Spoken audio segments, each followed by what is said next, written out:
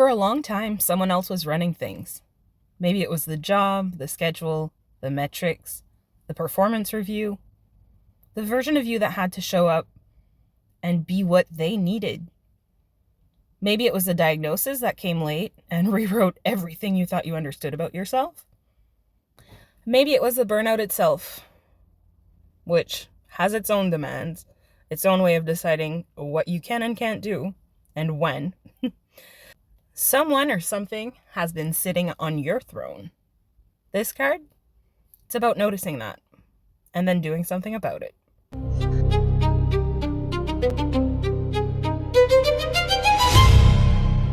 Hi guys, I'm MJ. Welcome to the Arcana Surrender, a Major Arcana series for people who are learning tarot, for people who are rebuilding their intuition, or doing both.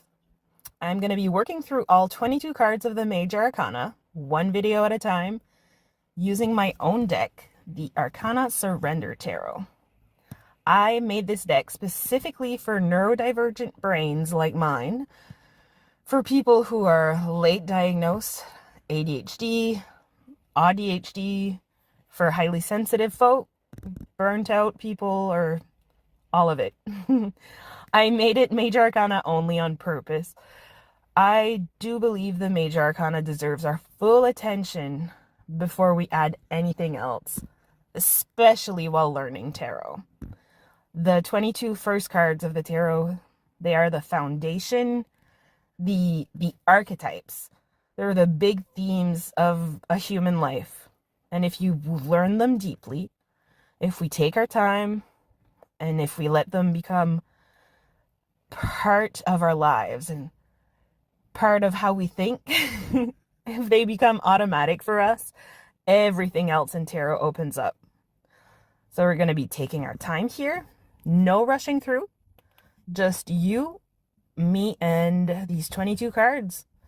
One video at a time. Subscribe if you want to be here for it. And if you want to read with this deck yourself, the link will be in the description. The Empress card number 4 in the Major Arcana. And the first thing I want you to notice is that the throne's empty. No one's sitting in it. The crown floats above it, and there's jewels all around it. But it's unoccupied. This is not the traditional emperor, who usually sits firmly on his throne, and he's armored and unquestioned. This emperor, well, he's vacated, or hasn't arrived yet, or he's waiting for someone specific to take the seat. I want you to feel the question that creates. Outside the frame, you'll notice 2 location pins. Someone's navigating. Someone's in transit. The authority this card's pointing to isn't fixed on a mountain somewhere waiting to be found. It's a destination you're moving to. And the dashed line says the path isn't straight. It's not certain, but it's yours. You'll also notice a cheetah on the left of the throne. He's sitting alert and watching. The cheetah's authority comes from precision and speed, and the ability to move when the moment's right. It doesn't hold its ground by refusing to move. It holds its power by knowing exactly when and how to use it. At the base of the card, you'll notice crystals and gems in every color. Amethyst and citrine and rose quartz. These gems are solid, real, formed over time under pressure. Gems aren't fragile. It's the kind of resource that accumulates slowly and lasts. Behind everything, you'll see mountains receding into blue haze. The Emperor's domain isn't just what's immediately visible. It's depth, perspective, and the ability to see far. I'll talk about the traditional meeting for a minute. In traditional tarot, the Emperor is a card of structure, authority, and sovereignty. He's the archetypal ruler, the one who establishes order, builds systems, holds the framework together. Where the Empress is cyclical and organic, the Emperor is architectural. He builds things meant to last. He creates conditions in which others can function. The Emperor is associated with Aries, with initiation, directness, the will to act, and the confidence to lead.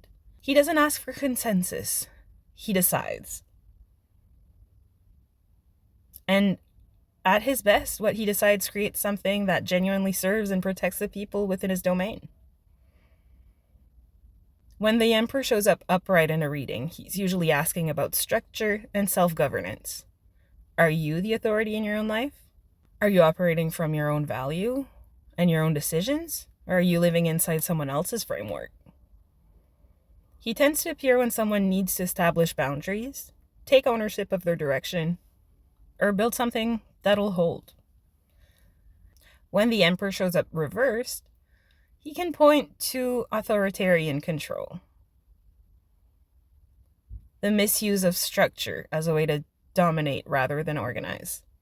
He can also show up as the absence of any structure at all, the chaos that comes when there's no container, no framework, when no one is holding the throne. Or, and this is the version most relevant to us, the Emperor reversed can represent someone who surrendered their authority to an external system and doesn't yet realize that they can take it back. In a spread, the Emperor asks one fundamental question in many different forms. Who's in charge here? And more specifically, is it actually you? Most of us with burnout histories will not burn out because we're lazy. We burn out because we were obedient. We followed the structure. We showed up when we were supposed to show up. We performed the metrics. We accepted the framework. The school system, the workplace, the productivity models, the definition of success that somebody else wrote, really. And we built our lives inside it. We were very good at operating inside someone else's architecture, yet it cost us everything. That's the Emperor reversed. He's the presence of the wrong structure, one built for someone else's authority and not yours. The throne occupied by the job title, the diagnosis, the fear, or the version of yourself you constructed to survive the system. Just not you. For those of us who are late diagnosed ADHD or neurodivergent, this card has a specific edge.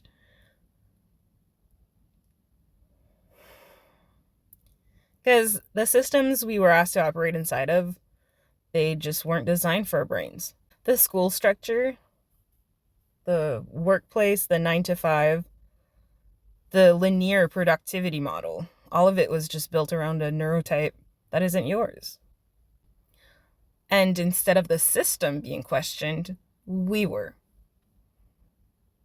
Instead of the architecture being revised, we were asked to remodel ourselves to fit it. And so many of us did.